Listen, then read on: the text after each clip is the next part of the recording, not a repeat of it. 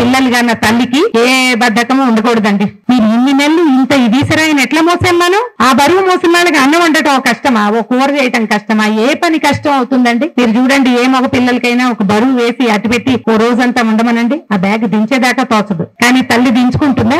1 నుంచి మొదలుపెట్టి 1 gram wait నుంచి మొదలుపెట్టి 10-12 గ్రామ్స్ 10-12 కేజెస్ దాకా మోస్తాం. ప్రతి తల్లి పిల్లలు కన్నా ప్రతి తల్లి 10-12 కేజీలు పెరుగుతారు కదా సహజంగా. ఈ బరువంతా మోసుకుంటూ తిరుగుతాం కదా 10 నెలల పాటు. ఎంత కష్టమో, నడవటం కష్టమో, అన్నం అరగదు, నిద్ర పట్టదు, ఎప్పుడు యూరినేట్ అయిపోతుందో తెలీదు, ఎన్ని సమస్యలు ఉంటాయో ప్రెగ్నెన్సీలో అన్ని మోసేస్తాం. అవన్నీ మోసిన వాళ్ళకి పని బద్ధకం ఉంటే ఎలా కుదురుతుంది? తల్లులకి బద్ధకం లేకపోతే పిల్లలకి బుద్ధిగా ఉంటారు. ఈ ఒక్క ఆలోచన చేసి సరైన ఆహారము, సరైన మాట, సరైన విధానము, సంస్కారాలు తల్లులు నేర్పగలిగితే ప్రపంచం బాగుంటుందండి. ముందు మన కుటుంబ సమాజం ఏమంటారు, ఫ్యామిలీ సొసైటీ అంటారు. ఈ ఒక్క దాన్ని సరిచేస్తే మన ఫ్యామిలీని చూసి పక్క ఫ్యామిలీ, వాళ్ళని చూసి ఇంకొకళ్ళు, వాళ్ళని చూసి ఇప్పుడు మనం అలాగే కదా మారుతున్నాము. ఒక ఇంట్లో 2 ఇంజనీర్లు ఉన్నట్టే మన ఇంట్లో కూడా ఇంజనీర్ ఉండాలి, బీటెక్ చేర్పించేస్తాం. అట్లాగే మంచి కూడా సుగంధము కొంచెం స్లోగా వ్యాపిస్తుందండి, దుర్గంధం స్పీడ్ గా వస్తుంది. మన ఇంట్లో అగరవత్తి వెలిగించామనుకోండి, ఒక అరగంటకి కింద వాళ్ళకి వాసన వస్తుంది.